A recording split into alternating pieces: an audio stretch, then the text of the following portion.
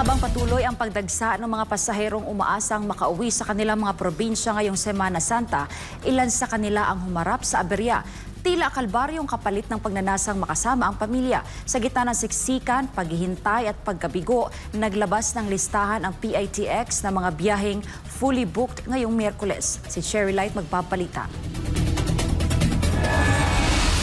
Mainit ang panahon, mabigat ang bagaheng pasan, pero mas mabigat ang loob ng ilang pasahero sa PITX na inabutan natin. Lahat sila may iisang layunin, makauwi para gunitain ang Semana Santa kasama ang mga mahal sa buhay. Isa na rito si Jendy na alas 6 pa lang ng umaga ay nasa terminal na. Bitbit ang pag-asang makakarating sila sa Albay, sakay ng alas 9 na biyahe.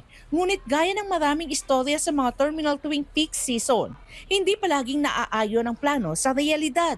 Pagdating nila, sakalang nila nalaman na kanselado pala ang kanilang biyahe. Sa halip na umusad ang kanilang pag-uwi, napilitang maghintay hanggang alas 12:30 ng hapon para sa rebooking.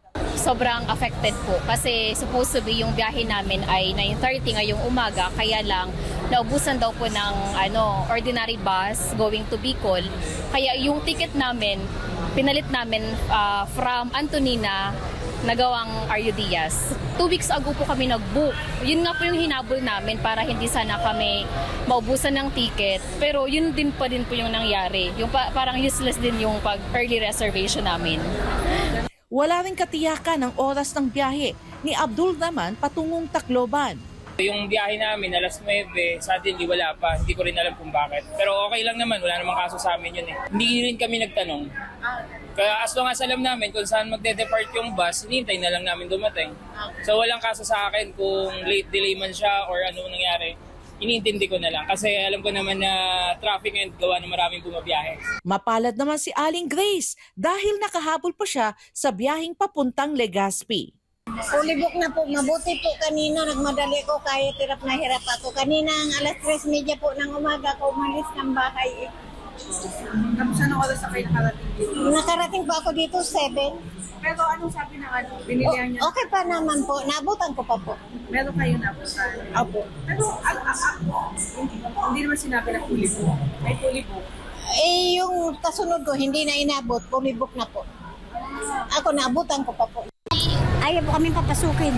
Ayaw, bakit? Gawa ng Wala pa po yung aming ticket. At saka yung oras. Alas 12 pa po kasi ang alis namin.